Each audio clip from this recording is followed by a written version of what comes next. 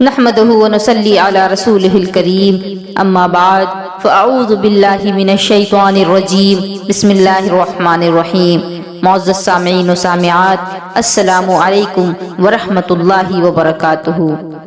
مسلمانوں کا یہ حال دیکھ کر آج فراز احمد کی کہی ہوئی بات کہنے پر میں مجبور ہو چکی ہوں۔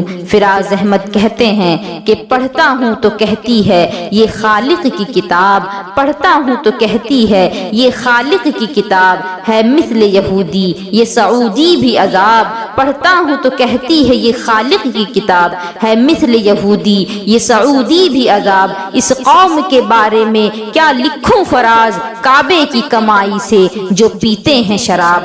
فراز احمد نے اپنا درد دل بیان کیا ہے ان 4 جملوں میں۔ فراز احمد نے سارے امت کے درد کو ان 4 جملوں میں پیش کر دیا۔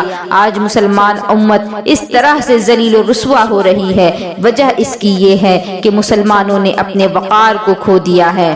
ان دنوں سوشل میڈیا پر ایک ویڈیو بڑی ہی تیزی کے ساتھ وائرل ہو رہا ہے، جس میں دکھایا جاتا ہے کہ مکہ میں اتنی زوردار بارش ہوئی، اتنی بجلیاں کڑکی، مکہ کے کلوک ٹاور پر بجلیاں گری، سخت طوفانی ہوائیں چلی، جن کو دیکھ کر لوگ یہ کہہ رہے ہیں کہ آج سے پہلے ہم نے ایسا خوفناک منظر مکہ میں کبھی نہیں دیکھا۔ اتنی زوردار ہوائیں چلی کہ لوگوں کا کھڑا ہونا مشکل ہو گیا، وہ ہواؤں کے بہاؤ کے ساتھ خود بھی بہنے لگے اور اس قدر پانی برسا، بارش اس طرح ہوئی کہ گویا کہ سیلاب آ چکا۔ مکہ کے سڑکوں پر کھڑی گاڑیاں اس بارش کے بہاؤ والے پانی کے ساتھ ساتھ بہ گئیں۔ اس طرح کا منظر دیکھ کر آج غیر بھی مسلمانوں پر انگلیاں اٹھا رہے ہیں اور وہ یہ کہہ رہے ہیں کہ مکہ میں اللہ کا عذاب آ گیا۔ ان کو تو موقع چاہیے تھا اور ان کو موقع مسلمانوں نے دیا۔ وجہ یہ ہے کہ مسلمانوں نے اپنے دین کو بھلا دیا، وہ بھول چکے ہیں کہ یہ وہی سرزمین ہے جہاں اسلام کی فلاح و بہبودی کے لیے نبی کریم علیہ الصلوۃ والسلام نے اپنے جانثار صحابہ کرام کی قربانی پیش کی۔ یہ وہی سرزمین ہے جہاں سے اسلام پھلا پھولا، جس کو پھیلانے کے لیے لوگوں نے، صحابہ کرام نے سخت تکلیفیں اٹھائی، مصیبتوں کے پہاڑ ان پر توڑے گئے، انہوں نے بھوک اور پیاس کی شدت برداشت کی۔ میرے آقا علیہ الصلوۃ والسلام اس ایمان کو، اس اسلام کو پھیلانے کے لیے نہ جانے کتنے لوگوں کے ظلم برداشت کیے۔ ان کے پیچھے آوارہ لڑکوں کو لگایا گیا جو ان پر پتھر برساتے، اور اس قدر ان کو پتھر مارے گئے کہ پیشانی کا خون بہ کر جوتوں میں جم جاتا۔ صحابہ کرام جانثاری کے ساتھ آپ کی خدمت کیا کرتے اور دین کو پھیلانے کے کام میں کوشاں رہتے، لیکن آج مسلمان ان کی قربانیوں کو بھول چکی ہے۔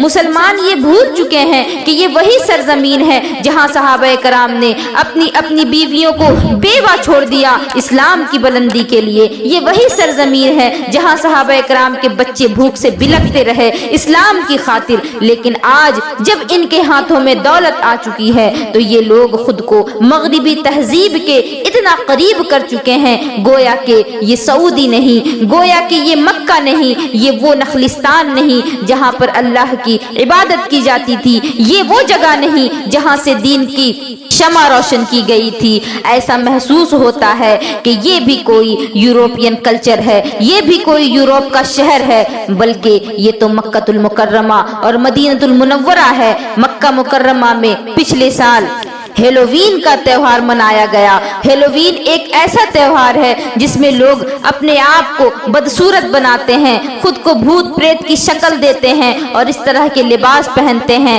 اور خود کو ایک دوسرے کو اس طرح کے لباس پہن کر ڈراتے ہیں، اور وہ لوگ گویا کہ ایک طرح سے شیطان کے پجاری بن گئے ہیں، شیطانوں والے کام کرنے لگے ہیں۔ یہ ساری چیزیں ہیلووین کے نام سے یورپین کلچر میں پائی جاتی ہیں، جس کو آج عرب کے لوگ خوشی خوشی قبول کر رہے ہیں۔ عرب کی جو حکومت ہے کبھی بھی اس کی اجازت انہوں نے نہیں دی، لیکن ایسا وقت بھی آ گیا کہ عرب والے ان چیزوں میں ملوث ہو گئے اور ان کو اس طرح سے اپنا لیا کہ دیکھنے والے کو فرق معلوم نہیں ہوگا کہ یہ کوئی انگریزی کلچر کے لوگ ہیں یا پھر سعودی عرب کے لوگ لوگ ہیں ان کے لیے یہ چیزیں معمولی بنتی جا رہی ہیں، وہ اس طرح کے کام کرتے آ رہے ہیں۔ وہ مکۃ المکرمہ میں ایک مقدس سرزمین جس کا نام ریاض ہے، وہاں ہیلووین کا تہوار منایا گیا۔ سڑکوں اور بازاروں پر مرد اور عورت ایک دوسرے کے ساتھ گھوم پھر رہے ہیں اور بھوت پریت والے لباس پہن کر ایک دوسرے کو ڈرا رہے ہیں، اور وہ اس چیز میں مزے کر رہے ہیں اور اس کو انٹرٹینمنٹ کا نام دے رہے ہیں۔ مکے میں ناچ گانا ہو رہا ہے، وہ سرزمین جہاں سے لبیک اللہم لبیک کی صدا گونجی تھی، اس سرزمین میں ناچنے گانے والوں کو بلایا جا رہا ہے اور ان کا ناچ دیکھا جا رہا ہے، ان پر پیسے اڑائے جا رہے ہیں۔ مکے میں بے حیائیاں عام ہو گئی، ناچ گانے عام ہو گئے اور غیر اسلامی رسومات عام ہو گئی۔ یہی وجہ ہے کہ مکۃ المکرمہ میں جو کچھ دنوں پہلے بارش ہوئی، اس قدر اللہ رب العزت نے بجلیاں کڑکائی، وجہ یہ ہے کہ قرآن فرماتا ہے اور اس کی نشانیوں میں سے ہے وہ جو تم کو خوف اور امید دلانے کے لیے بجلی دکھاتا ہے، آسمان سے بارش برساتا ہے، پھر زمین کو اس کے مر جانے کے بعد دوبارہ زندہ کرتا ہے۔ عقل والوں کے لیے ان باتوں میں بہت سی نشانیاں ہیں۔ یہ اللہ کا قرآن بول رہا ہے، یہ اللہ کا کلام ہے کہ اللہ رب العزت اپنے بندوں کو بجلیاں دکھاتا ہے، ان پر بارشیں برساتا ہے تاکہ انہیں اللہ کا خوف ہو، اللہ کا خوف ان کے دلوں میں پیدا ہو اور وہ گناہ کو چھوڑ دیں اور توبہ کر لے، اور جو لوگ نا امید ہو چکے ہیں ان کو یہ امید ہو کہ واقعی کوئی تو ہے جس نے آسمان سے پانی برسایا اور اس سوکھی اور مری ہوئی زمین کو دوبارہ سے زندہ کر دیا۔ وہ قادر مطلق جب مری ہوئی زمین کو دوبارہ زندہ کرنے پر قادر ہے تو وہ ہماری بگڑی ہوئی باتوں کو بھی بنانے پر قادر ہے۔ عقل والوں کے لیے ان میں بے شمار نشانیاں ہیں۔ اللہ رب العزت نے اپنی اسی آیت کو ثابت کرنے کے لیے، اپنی اسی بات کو ثابت کرنے کے لیے مکۃ المکرمہ میں اس قدر طوفانی ہوائیں چلائیں، اس قدر بارشیں برسائی تاکہ اس کے بندے اللہ کے خوف سے ڈر جائیں اور اللہ کے ہو جائیں۔ ورنہ آج تو مکۃ المکرمہ سعودی عرب جس میں مدینہ المنورہ موجود ہے، مکۃ المکرمہ موجود ہے، وہاں کی لڑکیاں برقع پہن کر ناچ گانا کرتی ہوئی نظر آ رہی ہیں۔ آپ کو بے شمار اس طرح کے ویڈیوز مل جائیں گے جس میں عورتیں نقاب لگا کر، برقع لگا کر باقاعدہ طور پر اپنے ناچ کے جوہر دکھا رہی ہیں۔ کتنی شرم کی بات ہے، شرم سے ڈوب مرنے کا مقام ہے کہ ایک طرف تو حجاب لگا رہی ہیں خود کو پارسا بتانے کے لیے، خود کو اللہ کے احکام کا پابند بنانے کے لیے، ایک طرف نقاب لگا رہی ہیں تاکہ لوگ آپ کو نیک بخت گمان کریں، اور وہیں دوسری طرف اسی برقعے کو پہن کر اس کی اس طرح سے بے حرمتی کرتی ہوئی نظر آ رہی ہیں کہ اس پر ناچ رہی ہیں اور ٹھمکے لگا لگا کر کے گانے گا رہی ہیں۔ استغفر اللہ رب العالمین۔ اللہ رب العزت مسلمانوں کو توفیق عطا فرمائے کہ وہ اپنے دین سے چمٹ جائیں، کیونکہ حدیث پاک میں آتا ہے، نبی پاک علیہ الصلوۃ والسلام نے ارشاد فرمایا کہ تم لوگ بھی اپنے سے پہلے امتوں کی طرح ایک ایک بالشت اور ایک ایک گز کے اندر ان کی پیروی کرو گے، یہاں تک کہ کوئی گوہ کے سوراخ میں اگر داخل ہوگا تو تم بھی بغیر کچھ سوچے سمجھے اسی طرح ان کے پیچھے چلے جاؤ گے۔ صحابہ کرام نے پوچھا، یا رسول اللہ، پچھلی امتوں سے مراد کیا یہود و نصارہ ہیں؟ آقا کائنات نے ارشاد فرمایا، وہ نہیں تو اور کون؟ تو اس سے پتا چلا کہ جس طرح یہود و نصارہ بغیر کچھ سوچے سمجھے ادھر حضرت موسیٰ علیہ السلام اللہ کی نشانیاں لے کر کوہ طور سے واپس آ رہے ہیں، توریت لے کر آ رہے ہیں، حق کی ہدایت دینے کو واپس آ رہے ہیں، اور ادھر ان کی قوم بت پرستی میں لگ گئی ہے۔ ادھر حضرت عیسیٰ علیہ السلام انی عبداللہ کہہ کر کے لوگوں کو بتا رہے ہیں کہ میں اللہ کا بندہ ہوں اور اس کی بندی مریم کا بیٹا ہوں۔